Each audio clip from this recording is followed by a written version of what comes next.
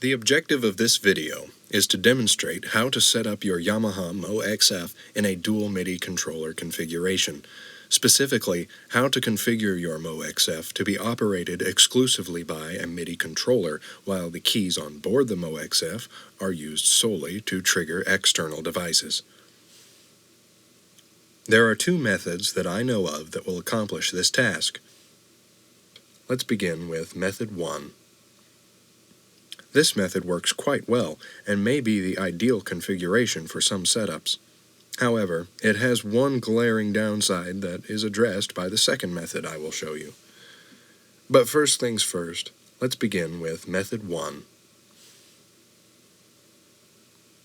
From any mode, navigate to the MIDI settings menu by pressing Utility, followed by the F6 key.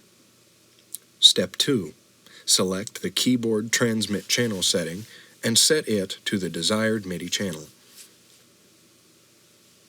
In my configuration, the Yamaha is set to be controlled on channel 1, so I have set this value instead to channel 2. Ensure that the receiving MIDI input on your external device is set to match the value you have selected here. Step 3. In the MIDI settings menu, select Switch by pressing the SF2 key. In this menu, navigate to the LocalCtrl setting and toggle it off. When you've finished making your changes, you can store this MIDI config into memory by pressing the Store key while inside the Utility menu, if you'd like. The configuration is complete.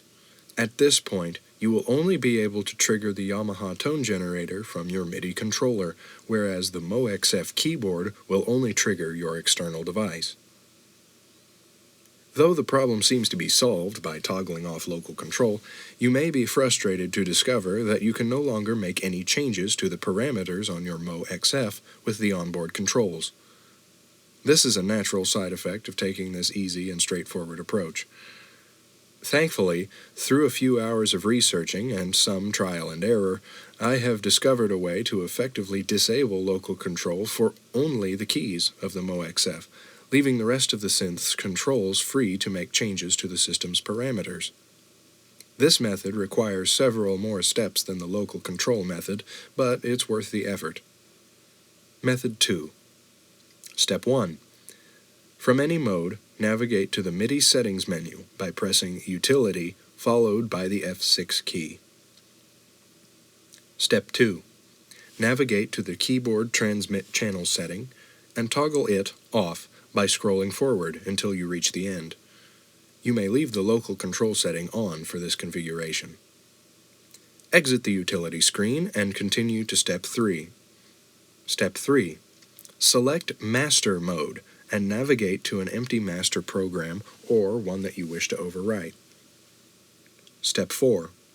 Press the F2 key to open the memory menu and use the data wheel to select the desired mode for the master program. In this example, I am selecting Voice mode, and from there, selecting an electric piano preset. Continuing to Step 6, move over to the Zone Switch menu by pressing the F3 key. In this menu, toggle the Zone Switch setting to On, then move down to the Zone Knob setting and toggle it off. Step 7. Press the Edit key. This opens the Common Edit menu, where you can rename your master program. From here, press the 1 key underneath the illuminated Common key to open the Zone Edit menu. Step 8.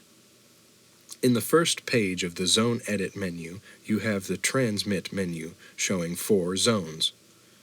The first zone, we will set the Transmit channel setting to 1.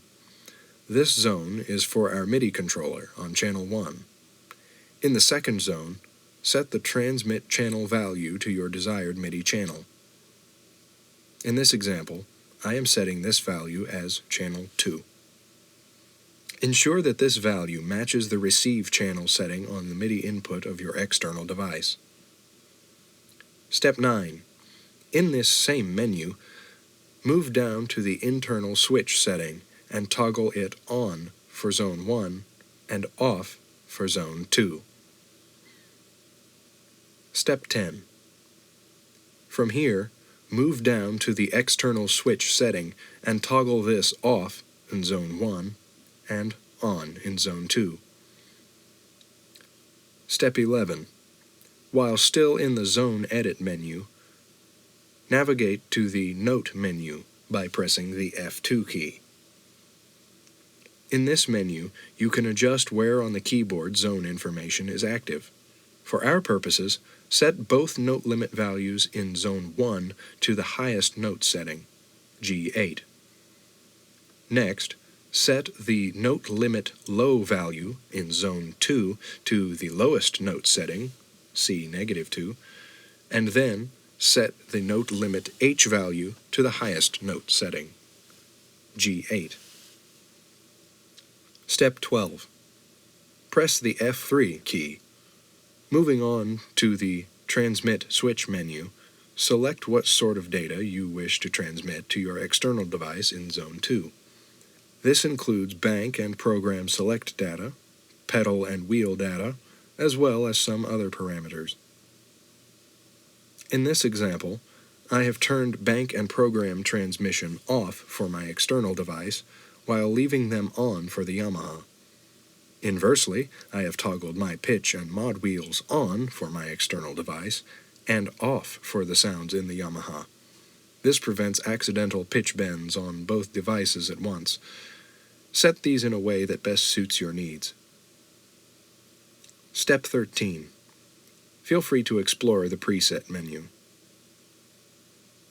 Since it is not essential in this example, I will be skipping over it for the sake of brevity.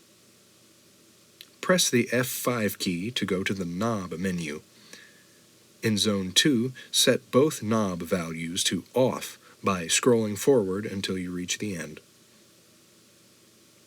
The configuration is complete. In order to test it to make sure you've done everything correctly, exit the Edit menu and store your new master program by pressing the Store key followed by the Enter key.